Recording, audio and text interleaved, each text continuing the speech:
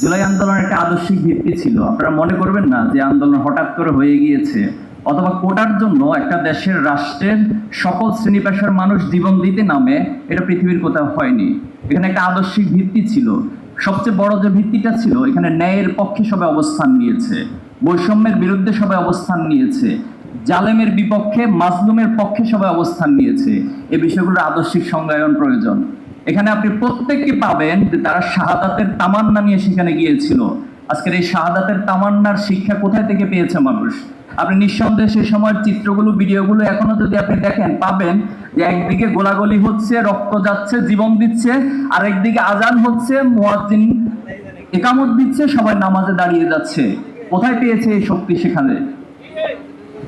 আজকে আমাদেরকে আদর্শিক সংজ্ঞায়নটা সবার আগে ঠিক করতে হবে। এই জাতিসত্তার একটা ইতিহাস রয়েছে, একটা সমৃদ্ধ ইতিহাস রয়েছে।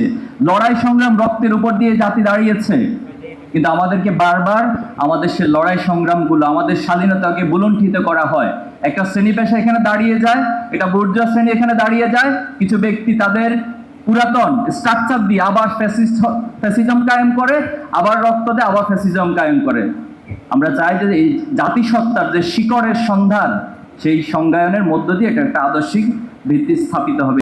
এই আন্দোলন শিক্ষার্থীদের দ্বারা শুরু হয়েছে, এটা নিয়ে আমাদের কারো কোনো সন্দেহ নাই। যদিও শিক্ষার্থী শুরু হয়েছে, পরবর্তীতে সবাই সেখানে অংশ নিয়েছে। কিন্তু আজকে শিক্ষা ব্যবস্থা এবং শিক্ষার্থীদের জন্য কি উদ্যোগ নিয়েছে সরকার? কোনো উদ্যোগ নেয়নি। একটি এতগুলো সংস্কার কমিশন হয়েছে, একটা শিক্ষা সংস্কার কমিশন গঠন করা হয় নাই।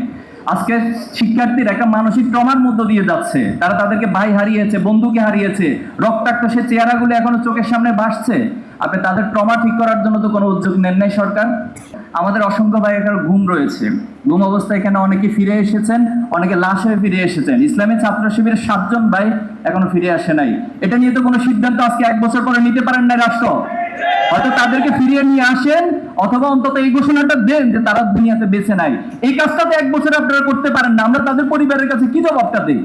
যে যারা বিগত সময় ফ্যাসিস্ট হয়ে উঠেছিল, যারা সহায়ক শক্তি হিসেবে কাজ করেছে, তাদেরকে প্রত্যেককে আইডেন্টিফাই করতে হবে।